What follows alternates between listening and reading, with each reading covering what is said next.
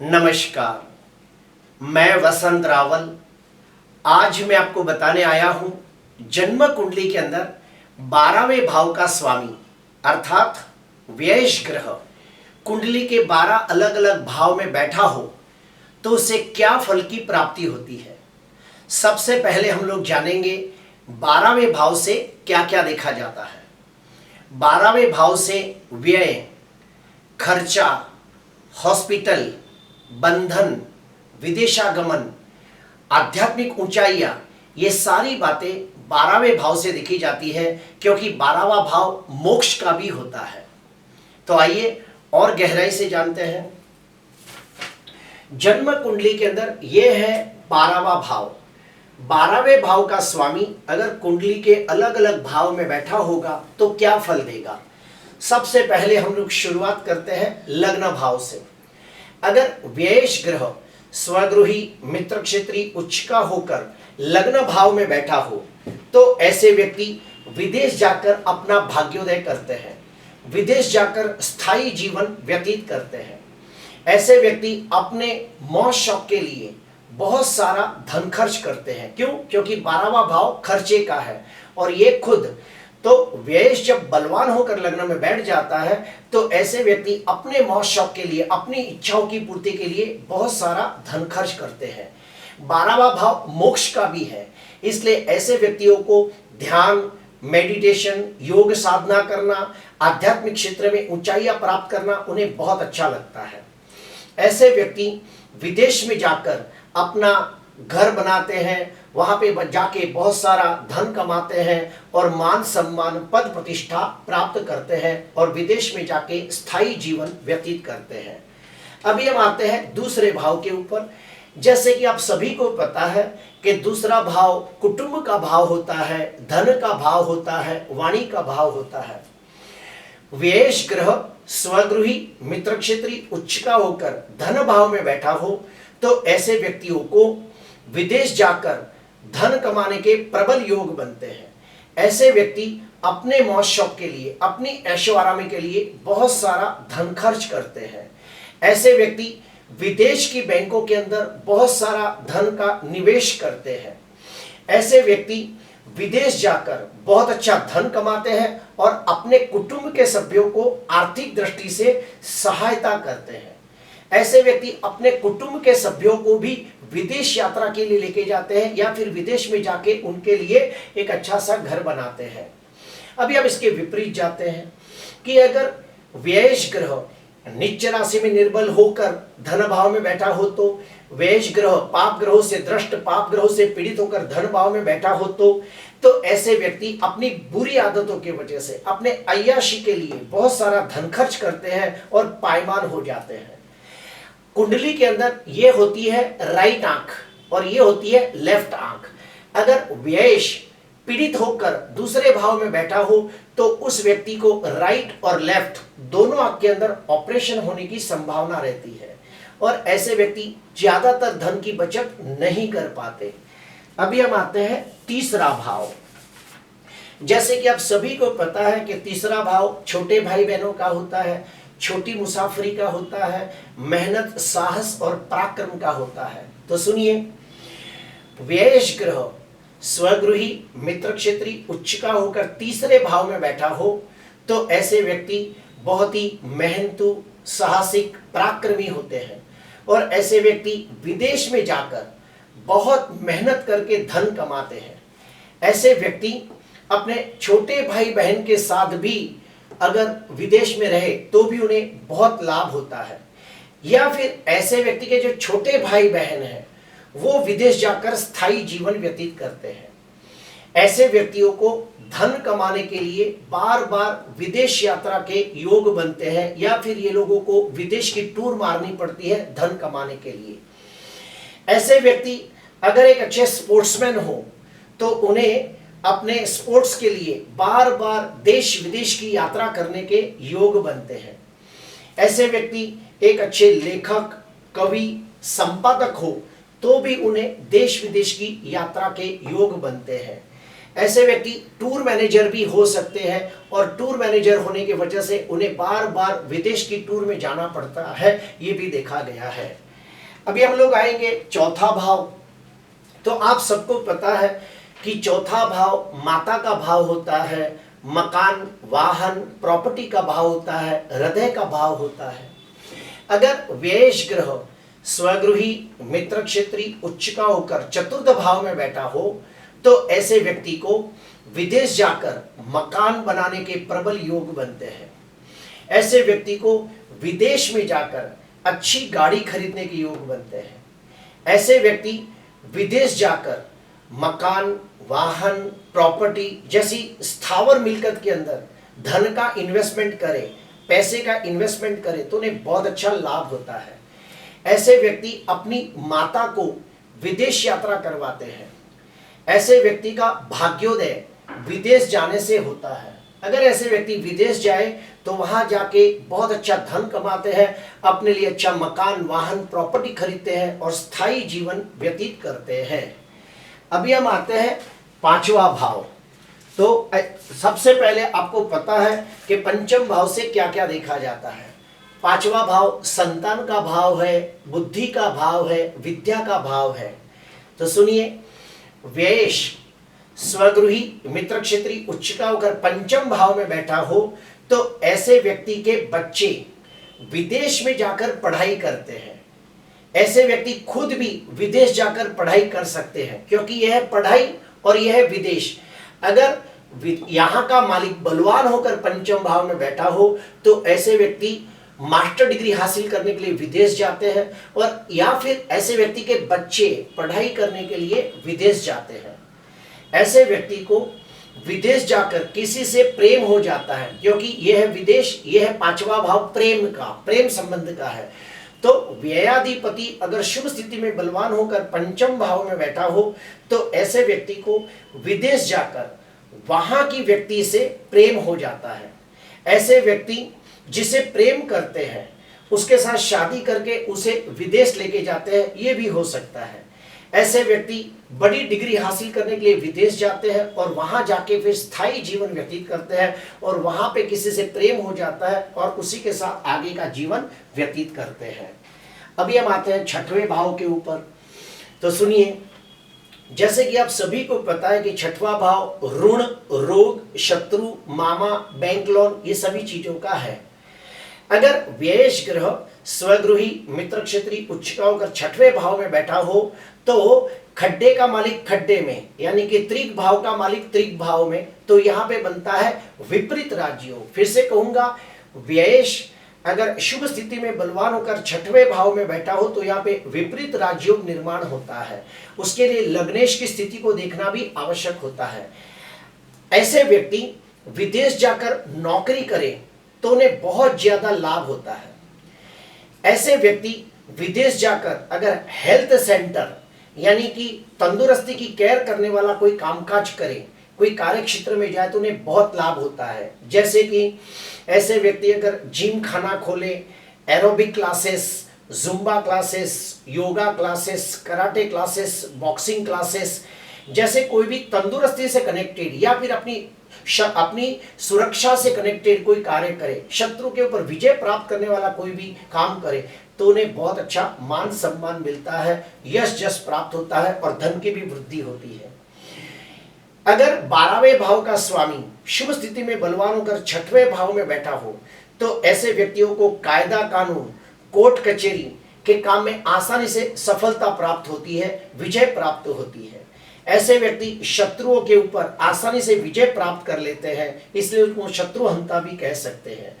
अगर व्ययाधिपति बलवान होकर छठवें भाव में बैठा हो तो ऐसे व्यक्ति एक अच्छे डॉक्टर बन सकते हैं, एक अच्छे वकील बन सकते हैं, एक अच्छे सीए बन सकते हैं, एक अच्छे पॉलिटिशियन बन सकते हैं। और व्ययेश अगर छठवें भाव में बलवान हो तो उनको विदेश जाने के लिए बैंक लोन भी आसानी से मिल जाती है। अभी हम आएंगे सप्तम भाव के ऊपर। जैसे कि आप सभी को पता है कि सातवां भाव होता है जीवन साथी का, लाइफ पार्टनर का, बिजनेस पार्टनर का और बिजनेस के अंदर डेली वेजेस का होता है। तो सुनिए, व्ययेश ग्रह स्वगृही, मित्र क्षेत्री उच्च का होकर सप्तम भाव में बैठा हो तो ऐसे व्यक्तियों को विदेश में जाकर विवाह करने के प्रबल योग बनते हैं। ऐसे व्यक्ति दूसरे देश में जाकर वहां की व्यक्ति के साथ भी शादी कर सकते हैं, या फिर ऐसे व्यक्ति शादी करने के बाद विदेश जाकर स्थायी जीवन व्यतीत कर सकते हैं। ऐसे व्यक्ति विदेश जाकर अगर पार्टनरशिप का बिजनेस करें तो भी उन्हें बहुत अच्छी सफलता मिलती है। सातवां भाव व्यापार का भी माना गया है। अगर व्ययेश शुभ स्थिति में बलवान होकर सप्तम भाव में बैठा हो तो ऐसे व्यक्ति इंपोर्ट एक्सपोर्ट का बिजनेस करे तो भी उन्हें बहुत अच्छी सफलता प्राप्त होती है। अभी हम इसके विपरीत जाते हैं कि अगर व्ययेश ग्रह नीच राशि में निर्भर होकर सप्तम भाव में बैठा हो तो व्ययेश ग्रह पाप ग्रहों से दृष्ट, पाप ग्रहों से पीड़ित होकर सप्तम भाव में बैठा हो तो ऐसे व्यक्तियों के विवाह में देरी हो सकती है, सगाई होकर टूट सकती है, विवाह भंग होने के योग बनते हैं और विवाह के अंदर बहुत ज्यादा कंकास कलेश अशांति झगड़े होने की वजह से कायदा कानून कोर्ट कचहरी तक जाना पड़ सकता है। अभी हम आते हैं आठवें भाव के ऊपर। जैसे कि आप सभी को पता है कि आठवां भाव आयुष्य का होता है, गुढ़ ज्ञान का होता है, आठवां भाव पैतृक संपत्ति का होता है और मृत्यु का भी होता है। तो सुनिए, व्ययेश ग्रह स्वगृही मित्र क्षेत्री उच्च का होकर अष्टम भाव में बैठा हो तो यहाँ पे विपरीत राजयोग निर्माण होता है, यानी कि खड्डे का मालिक खड्डे में, त्रिक भाव का स्वामी त्रिक भाव में। तो जब व्ययेश शुभ स्थिति में बलवान होकर अष्टम भाव में बैठ जाता है तो यहाँ पे विपरीत राजयोग निर्माण होता है, लेकिन उसके लिए लग्नेश बलवान होना आवश्यक होता है। अगर व्ययेश बलवान होकर अष्टम भाव में बैठा हो तो ऐसे व्यक्ति दीर्घ आयुष्य प्राप्त करते हैं। ऐसे व्यक्तियों को ज्योतिष शास्त्र, वास्तुशास्त्र, रत्न शास्त्र, तंत्र, मंत्र, यंत्र जैसे गुढ़ शास्त्र सीखना अच्छा लगता है और अगर ऐसे व्यक्ति विदेश में जाकर अगर ये सब काम करें तो उन्हें बहुत अच्छी सफलता मिलती है। ऐसे व्यक्ति विदेश में जाकर बहुत अच्छा धन कमाते हैं और मान सम्मान पद प्रतिष्ठा भी प्राप्त करते हैं। अभी ठीक उसके विपरीत जाते हैं। अगर व्ययेश ग्रह नीच राशि में निर्बल होकर अष्टम भाव में बैठा हो तो व्ययेश ग्रह पाप ग्रहों से दृष्ट, पाप ग्रहों से पीड़ित होकर अष्टम भाव में बैठा हो तो ऐसे व्यक्तियों को असाध्य रोग हो सकता है, लंबी बीमारी हो सकती है और लंबी बीमारी की वजह से उन्हें हॉस्पिटल में कई महीनों तक एडमिट होना पड़ सकता है।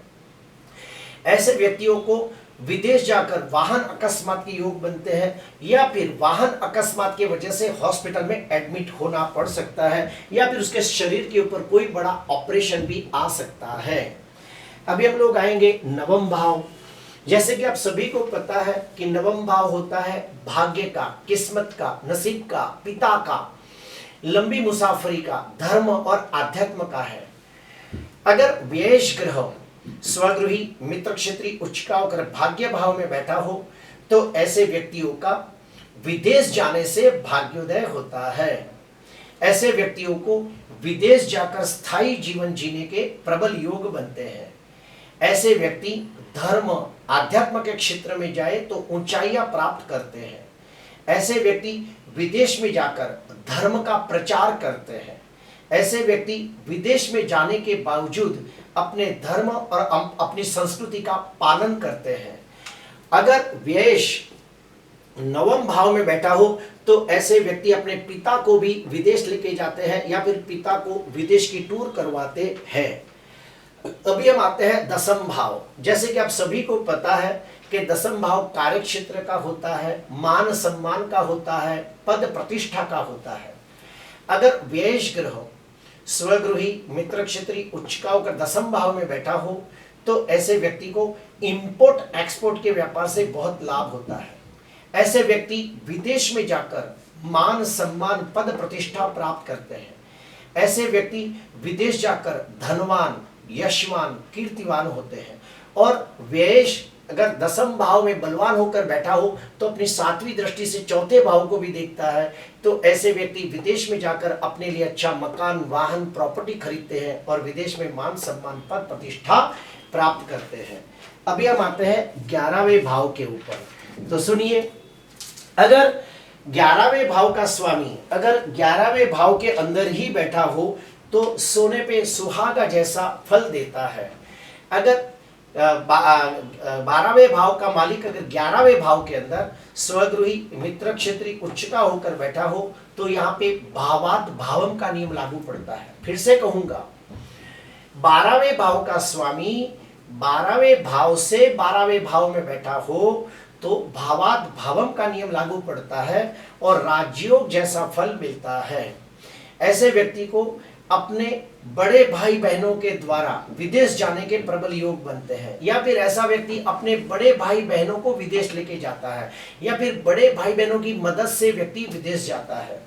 ऐसे व्यक्ति के मित्र भी बहुत अच्छे होते हैं और ऐसे व्यक्ति के मित्र की सहायता से व्यक्ति विदेश यात्रा करता है या फिर विदेश में जाकर कोई मित्र बनाता है और उसके सहारे विदेश में से बहुत अच्छी सफलता प्राप्त होती है।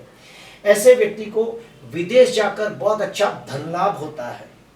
ऐसे व्यक्ति अगर विदेश में जाए तो उनकी बहुत सारी इच्छाएं पूर्ण होती है, क्योंकि 11वां भाव इच्छा पूर्ति का होता है। अगर 12वें भाव का स्वामी शुभ स्थिति में बलवान होकर 11वें भाव में बैठा हो तो ऐसे व्यक्ति विदेश जाकर अपनी सारी इच्छाओं की पूर्ति करते हैं, अपनी सभी मनोकामना की पूर्ति करते हैं। अभी हम आते हैं 12वें भाव के अंदर 12वें भाव का स्वामी। तो सुनिए, वेश ग्रह व्यय स्थान के अंदर यानी कि 12वें भाव का स्वामी 12वें भाव के अंदर ही स्वगृही होकर बैठा है तो यहाँ पे भी विपरीत राजयोग निर्माण होता है। क्यों? क्योंकि व्ययश खुद व्यय भाव में बैठा है, त्रिक भाव का स्वामी खुद त्रिक भाव में बैठा है तो यहाँ पे भी भावात अपना यहाँ पे भी विपरीत राजयोग निर्माण होता है। ऐसे व्यक्ति को विदेश जाने से लाभ होता है। ऐसे व्यक्तियों को ध्यान, मेडिटेशन, योग साधना, आत्मचिंतन, आत्ममंथन करना अच्छा लगता है। ऐसे व्यक्ति चाहे तो एक अच्छी हॉस्पिटल खोल सकते हैं और ऐसे व्यक्ति चाहे तो आध्यात्म गुरु भी बन सकते हैं, क्योंकि 12वां भाव मोक्ष का होता है। तो प्रिय दर्शकों, अभी मैंने आपको बताया कि व्ययश अगर इन 12वें भाव के अंदर बैठा हो तो क्या फल देगा। जैसे कि आप सभी को पता है कि 12वां भाव इसे त्रिक भाव भी माना गया है, इसे हम लोग अशुभ भाव भी मानते हैं, लेकिन ज्योतिष का एक नियम यह भी कहता है कि व्ययश जो भी भाव में शुभ स्थिति में बलवान होकर बैठ जाता है उस भाव को मालामाल कर देता है। जैसे कि मान लो व्ययश शुभ स्थिति में बलवान होकर चौथे भाव में बैठा हो तो उसे माता का सुख उत्तम प्रदान करता है, मकान, वाहन, प्रॉपर्टी का सुख उत्तम प्रदान करता है। अगर मान लो व्ययश ग्रह शुभ स्थिति में बलवान होकर सप्तम भाव में बैठा हो तो उसे उत्तम पत्नी का सुख प्रदान करता है, उसे व्यापार के अंदर, पार्टनरशिप के अंदर लाभ होता है। ऐसे व्यक्ति को डेली वेजेस के अंदर बहुत अच्छा धन लाभ होता है। अगर व्ययश शुभ स्थिति में बलवान होकर नवम भाव में हो, भाग्य भाव में हो तो वो व्यक्ति बहुत ही भाग्यशाली, नसीबदार, किस्मत वाला होता है, उसे उत्तम कक्षा का पिता का सुख प्राप्त होता है। ऐसे व्यक्ति अगर विदेश जाए तो बहुत ही धनवान, यशवान, कीर्तिवान बनते हैं। तो व्ययश का मैंने स्टडी किया है कि व्ययश जो भी भाव में बैठ जाता है उस भाव को मालामाल कर देता है। मैंने काफी सारे मिलेनियर, बिलियनियर की कुंडली के अंदर व्ययश को लग्न भाव में देखा है, और अगर जो लग्नेश अगर व्यय भाव में चला जाए तो यहाँ पे विपरीत राजयोग बनता है। फिर से कहूंगा, व्ययश लग्न भाव में बैठा हो, लग्नेश व्यय भाव में बैठा हो तो पहले और 12वें भाव के स्वामी का जब एक दूसरे के भाव में बैठने से यहाँ पे अगर जो राजयोग बनता हो तो ऐसे व्यक्ति मिलेनियर, बिलियनियर भी बन सकते हैं। तो प्रिय दर्शकों, आज के लिए बस इतना ही। आपको अच्छा लगा तो जरूर लाइक करना, सब्सक्राइब करना। नमस्कार।